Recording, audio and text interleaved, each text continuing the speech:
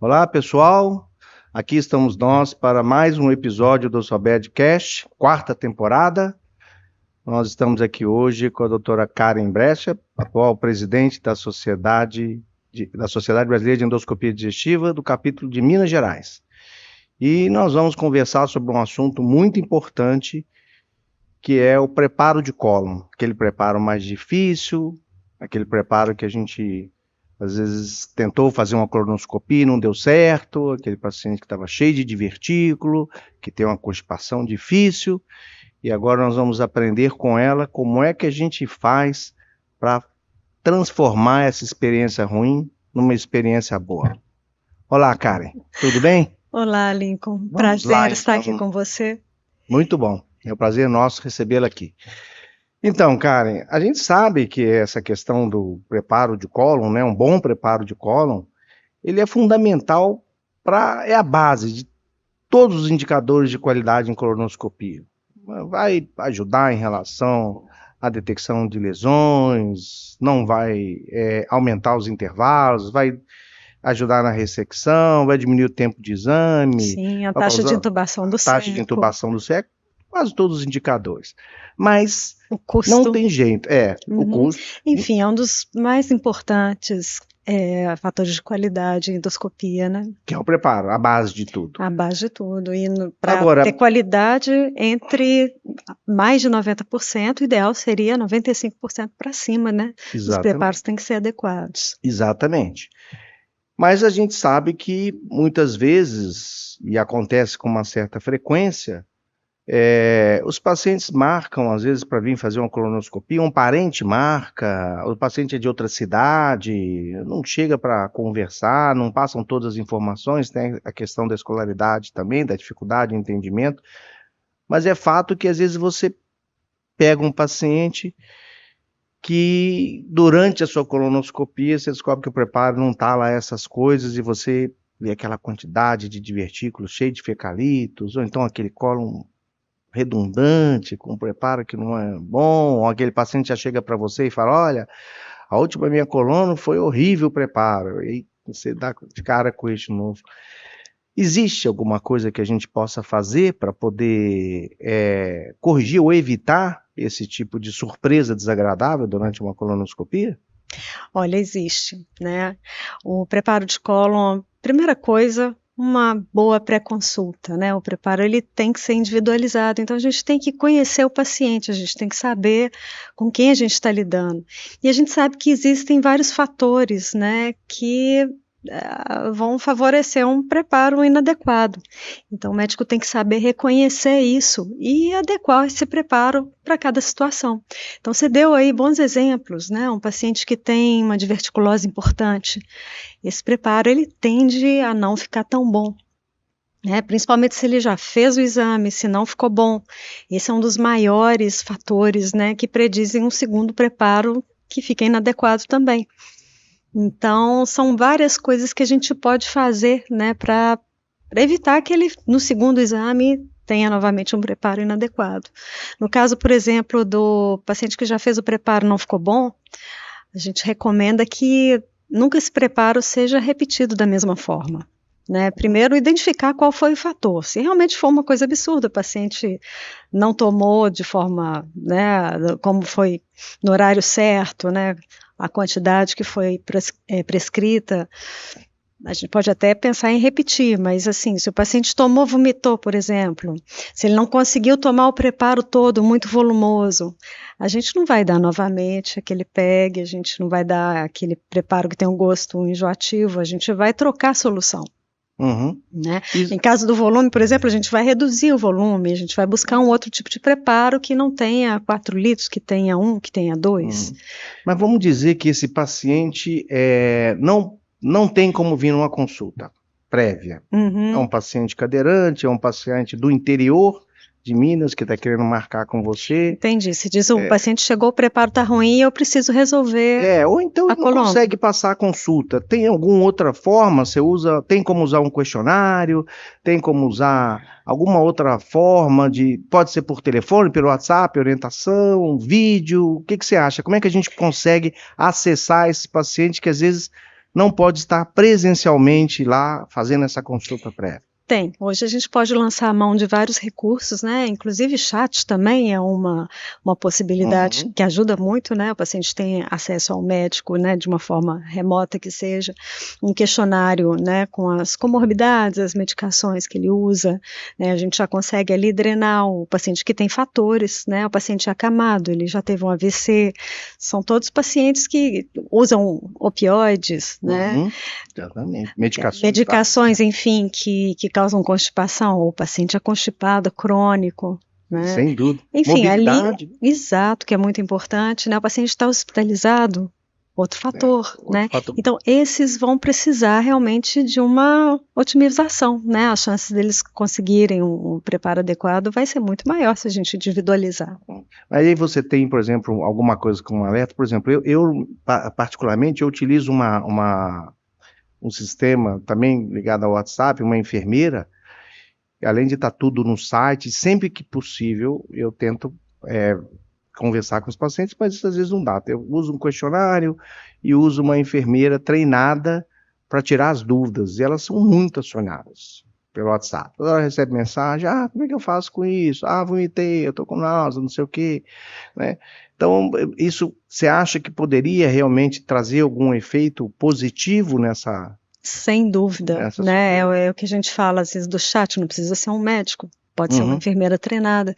A gente tem escalas também, padrões, por exemplo, existe uma escala que tem a foto ali do preparo. Do preparo, né? Desde um preparo totalmente inadequado ao preparo ideal. E às vezes, olhando essa documentação fotográfica, o paciente ele é capaz de saber se o preparo dele está bom. Se não está, ele liga, entra em contato, a gente pede para seguir o preparo. Então, são várias alternativas. São várias, a gente tem que ajustar o indivíduo. Mas vamos lá, o paciente chegou para você, você não teve acesso, veio do interior, aí chegou para você e falou, olha, a minha última colonoscopia ficou muito ruim e não tá bom. Aí o preparo vai e não fica bom. Então você entrou, estava cheio de divertículos, tem constipação muito crônica. E aí, para a próxima, o que você vai fazer para isso não se repetir? Muito bem. Você fala, por exemplo, no caso de divertículo... Quando você pega, você chegou lá, vai começar a fazer sua colônia e o preparo não tá bom. Bom. Né? E aí o que você vai fazer para a próxima? Se ele tomou tudo direitinho, ainda assim não deu certo. Sim, né? Primeiro conversar, localizar o fator, né? Localizei, por exemplo, diverticulose importante no cólon esquerdo, pensar num clister de grande volume, nesse próximo preparo ele poderia resolver a situação. Mas vai que o paciente tem uma diverticulose difusa. Sempre que o paciente não está com preparo adequado, né, a gente tem duas opções. Desde que ele não tenha fatores de risco, né, que a gente precisa de uma colonoscopia com mais pressa, a gente tem até 1 ano para repetir esse exame. Porém, as sociedades, elas colocam para a gente que se ele repetir ou no mesmo dia ou no dia seguinte, a qualidade do preparo tende a ser melhor. Então, se a gente consegue segurar esse paciente, às vezes dar uma nova dose do preparo, se ele fez de manhã, aguardar, tentar fazer novamente no final da tarde, ou tentar seguir o preparo, manter uma dieta líquida e fazer o preparo na manhã seguinte, o exame, programar para o dia seguinte, né, a gente tem uma boa chance de conseguir uma limpeza adequada, né, já. Isso é muito bom, principalmente para paciente internado, né, que já está no meio do caminho, aí você tem como fazer uma adaptação ali e aproveitar aquilo. Agora, você é adepta, por exemplo, da split dose, dividir, você acha que isso, por exemplo, no caso da diverticulose do lado esquerdo, isso poderia ajudar? Totalmente, né? Acho que eu e o mundo, né?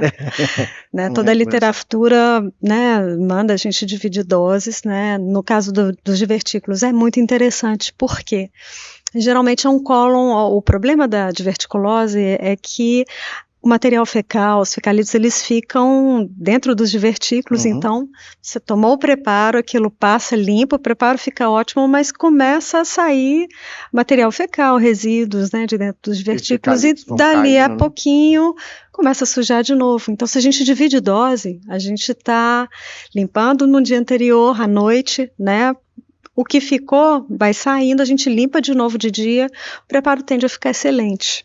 né? Usar preparo de grande volume também é interessante, né? Se o paciente suportar, né? Sim. Agora, vamos dizer que aquele paciente que não é com uma coisa tão rara assim, né? Somente nas mulheres. A mulher costuma ser mais constipada, mas tem aqueles pacientes que às vezes ficam 7, 10 dias, vão 3 vezes no banheiro por mês. Os idosos costumam ser mais constipados, né? E aí é difícil dar volume também, enfim. Esse tipo de paciente com constipação crônica, como é que você trata eles? Porque não vai responder o preparo tradicional, né? Se você der a mesma coisa que... Isso é interessante, né? Como é que você aborda esse paciente? Por exemplo, o último guideline da ESGE, que foi de 2019, fala para a gente não modificar o preparo se o paciente é constipado ou não.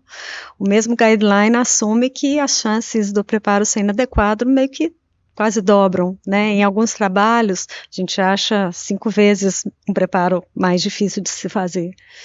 Porém, o guideline não manda ter nenhum tipo de medida. Tentar a mesma coisa e esperar um resultado diferente? Não, mesma coisa não, porque se já fez uma vez, aí ele sai do critério do constipado, ele vai para o critério do preparo, primeiro o preparo inadequado e temos que mudar. Bom, eu acho que nesse caso, eu escuto muito meu paciente, sabe? Se o paciente já chega falando, sou constipada, não vai dar certo, certamente eu vou otimizar. Sabe? Eu tenho uma experiência própria de paciente com megacólon, chagásico, a paciente falar para mim, nossa, não sei se vai dar certo, eu demoro 15 dias, às vezes, para evacuar. Eu peguei essa paciente, eu estava em início de carreira, na época a gente fazia PEG. Eu passei o PEG, chegou um cristal, o preparo, para minha surpresa. Então, assim, eu vou muito pelo paciente também. Se o paciente já me relata, já chega mais negativo, eu otimizo. Falo, não, então vamos otimizar. Qual que é o seu preparo hoje predileto? Olha, eu uso lactulose. Lactulose. Lactulose é um preparo que eu estudei muito. E a gente fez até um trabalho grande com a lactulose em 2011 a 2013, se não me engano, que foi um preparo com N de 400, né? Um estudo duplo cego, randomizado, né? 2 grupos de 200, a gente comparou com PEG 4000, né? Que era o preparo, ainda é, né? O padrão ouro nos Estados Unidos. E a gente meio que já sabia o resultado porque a gente já vinha usando a lactulose. A gente não tinha dado científico, porque todos os trabalhos até então eram pequenos, eram grupos menores. Então, exatamente para ter um power de 80% e garantir significância estatística, a gente fez grupos grandes. E o desfecho do trabalho mostrou a mesma qualidade, né, estatisticamente significativa, que o PEG, a mesma taxa de detecção de adenomas, né, mais ou menos a mesma taxa de efeitos colaterais, né, foi bem próxima, mas com uma tolerabilidade um pouco melhor, talvez por ser baixo volume, né, com a lactulose a gente toma 1 litro, enquanto com PEG 4000 em doses divididas. Mas você altera esse preparo, você vai fazer algum tipo de adequação? Se, por exemplo, é um paciente idoso com Parkinson, que usa L-Dopa, tem uma constipação importante, a mobilidade reduzida, você já tem assim, olha, vou usar a lactulose, mas vou usar já numa dose diferente? Tem algum macete aí? Quando a gente otimiza a lactulose, primeiro, eu divido doses, aí eu dou alguma... Geralmente com lactulose eu uso Bisacodyl no dia anterior, né? Nesse trabalho nosso a gente usou Bisacodyl para os 2 grupos, né? Hoje a gente já viu que para o PEG não tem necessidade. Não sei se existe a necessidade na lactulose, porque a gente já faz desse jeito e mantém o uso. Mas num caso desse, né, um paciente hospitalizado, eu costumo adicionar um picosulfato na noite anterior. Né, ele toma o Bisacodyl, dali a meia hora, a metade da dose do picosulfato, né, que vem 2 sachêzinhos, né, a gente faz com 5 copos do líquido de preferência, líquido de cor clara, e no dia eu faço a lactulose. Se a constipação né, o paciente tem uma constipação muito importante, já tem um relato de um exame que não ficou legal, às vezes eu dobro a dose também, eu dou metade, na verdade eu dou a mesma dose, né, de 200 ml na noite anterior e 200 ml no dia do exame, diluído em 800 de... A gente usa muito suco de limão coado, né, o Gatorade também é possível. E os preparos costumam ficar muito bons, né. A gente, né, antes de usar a lactulose, a gente usava muito o manitol também, né, que eu acho que é o preparo mais usado no Brasil Isso, atualmente. eu ia perguntar que os ouvintes já estavam aqui me pedindo para falar do manitol. Sim, quando eu apresentei meu trabalho em São Paulo, todo mundo questionava por que você comparou com o PEG e não comparou com o manitol. Mas é porque eu queria um alcance mais mundial. O manitol não fica restrito à América Latina, né, principalmente no Brasil. Mas enfim, eu também acho o manitol um preparo excelente, a qualidade, né, a gente já conhece. Porém, eu acho que ele expolia muito mais que o... pelo menos é o que eu observo na prática, né?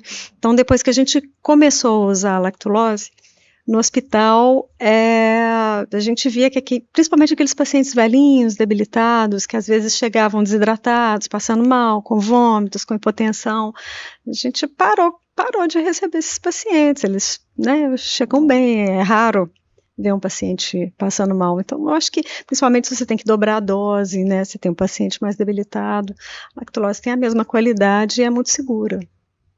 E você, por exemplo, trabalha com algum tipo de preparo em condições especiais, como, por exemplo, as suas opções são apenas internados e pacientes ambulatoriais? Você trabalha com algum hospital-dia, com preparo... Minhas opções são internado, mas assim, eu acho a opção hoje do hospital dia muito interessante, porque o paciente faz o preparo dentro do hospital dia, né? E isso aí é uma outra coisa que, assim, até para aquele paciente que já fez, não deu certo, é uma opção muito boa. Porque ali você tem uma enfermeira, né, um profissional que vai tomar conta. É isso que eu vi fazer no Japão, quando eu estive no serviço do professor Tanaka, era isso, o paciente chegava cedinho, tomava PEG, aí eu não lembro com ascorbato o que era, mas enfim, era aquele PEG de menor volume, 2 litros, e enquanto o preparo não estivesse excelente, aquela profissional ali não liberava o paciente para exame, então não ficou bom até certo horário, toma mais um pouquinho, ou faz um clister, né, dependendo do que o paciente tinha previamente. Aí, quando tiver 100%, o paciente vai para a sala de exame. Então... Essa eu acho também uma ótima opção. Eu trabalho com esse tipo de estrutura também, e vários hospitais, em São Paulo também tem essa estrutura, e ela realmente é fantástica porque muitas vezes aquele paciente que não deu certo de forma ambulatorial, ele acaba tendo esse recurso, né? Ele faz já uma dieta, já toma alguma coisa em casa, mas vai tomar o manitol ou a outra substância PEG lá dentro daquele hospital dia, vai no banheiro, vai tendo aquele acompanhamento o tempo todo, e aí vai para a sala. Geralmente a gente respeita aquele intervalo de 3 a 4 horas ali, depois de acabado. Outra vai sendo hidratado também. Vai sendo hidratado, acompanhada, realmente... Isso para o paciente debilitado é bem interessante. Agora, se o paciente está dentro do hospital, a gente depende muito da estrutura hospitalar, e é onde geralmente os preparos são piores, certo, né? Primeiro porque a gente pega um paciente acamado, e caminhar é muito importante, né? Quando você faz o preparo, ele tem que ser estimulado. Às vezes o paciente não consegue mesmo, né? Na maioria das vezes. Outra coisa, as comorbidades, né? A gente já vai pegar um paciente que está ali na toa. Cheio de comorbidades, cheio de fatores, de cheio medicações, de medicamentos, né? Polifármacos, então tende a ser mais difícil. Outra coisa, eu acho muito da equipe também que prepara o paciente. A gente não tem esse profissional. Então, são enfermeiros que muitas vezes não mexem com preparo intestinal, os próprios médicos que prescrevem, né? Exatamente. Outra coisa que eu percebo, às vezes eu brinco, às vezes eu falo que vai o paciente de 98 fazer com a esposa de 97 para ajudar. Os acompanhantes. E o acompanhante não tem que ser alguém que realmente tem esse potencial. Então, por exemplo, eu acho importante dentro da questão hospitalar, né, a gente, o serviço de endoscopia tem que fazer uma reunião, tem que buscar a enfermeira-chefe de endoscopia, tem que fazer reuniões com a enfermagem, para que esse acompanhamento intra-hospitalar seja acompanhado, porque é o pior de todos. Sim, sem dúvida. É o que merece mais cuidado, é onde tende a dar errado, né? Bom, eu acho que já estamos aqui com o nosso tempo já se esgotando, e eu queria abrir para você, Karen, se a gente deixou de perguntar alguma coisa, se você quer complementar, porque esse é um assunto muito importante para a colonoscopia de um modo geral. Então, dá mais uma palhinha para a gente aí, fala o que a gente não abordou de importante e suas considerações finais, por favor. Gente, há tanta coisa para abordar que eu fico até perdida nesse assunto, mas eu acho que basicamente, né, o que a gente falou aqui é da importância da gente ficar junto mesmo do paciente. Eu acho que a palavra-chave para preparo intestinal é individualizar. Eu acho muito importante uma pré-consulta, mesmo que seja de forma remota, mesmo que seja através de questionário, a informação do paciente. A gente tem isso em trabalhos científicos, né, onde a informação chega através de forma não só oral como escrita, ou através de aplicativos, né, os chats. A qualidade do preparo é melhor. Individualizar a substância que se dá, né, é o tal negócio, você gosta de um preparo, mas às vezes aquele paciente ali, ele é renal crônico, você vai dar, PEG. Exatamente. Né? Enfim, individualizar. Soluções isotônicas, né? Localizar fatores de risco, otimizar. Dieta é muito importante, a gente não falou nisso, então... O que é importante hoje, quando se faz preparo intestinal? Diferente de antigamente, o paciente tinha uma patologia, uma suspeita, você fazia uma coluna na vida. Hoje, a gente tem programas de rastreamento, a gente tem o Março Azul. A gente quer que esse paciente tenha uma aderência, ele dali a 5 a 10 anos, ele vai repetir esse exame. Se você pega pesado no preparo, ele não vai querer repetir, ele vai te falar, doutor, prefiro o câncer do que outro preparo desse. Então, a chave é facilitar a vida do paciente sem perder qualidade. E daí uma dieta, a gente já viu hoje que uma dieta com baixo índice de fibras, né, menos de 10 gramas, não precisa fazer 3 dias de dieta líquida, né? Com um dia de dieta de baixo teor em fibra, a gente tem a mesma qualidade. Claro, casos especiais, sim, ali a gente vai utilizar, mas no geral, né, não precisa fazer seu paciente ficar tomando líquido 3 dias, porque isso não vai ajudar, né? E vai ser difícil ele aderir depois. Exatamente.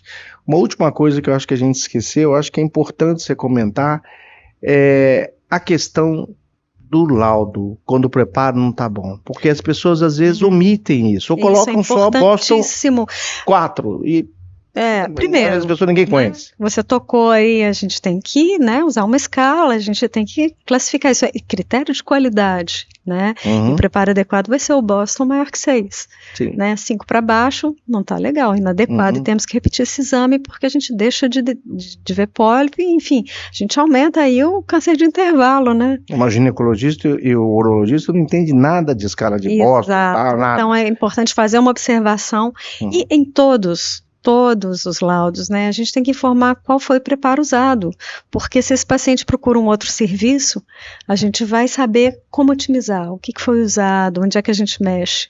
Né? Ótimo ponto. Escrever não só a situação do preparo, sem só citar a escala, mas como também o que foi utilizado para que a experiência negativa não se repita. E ainda, se possível, até sugerir a otimização. Perfeito. Em quanto tempo tem que ser repetido aquele exame. Muito esclarecedor. Parabéns. Muito obrigado pela entrevista, por dividir com a gente esse conhecimento, essa experiência que eu sei que no seu caso é grande, há muito tempo você trabalha com isso, e tenho certeza que os sobedianos vão adorar ouvir esse podcast. Ô, Lincoln, eu que agradeço a oportunidade, é um prazer estar aqui, agradeço o convite. Né? Para nós é uma honra. Que seja a primeira de muitas. Então, a próxima, então. Muito obrigado.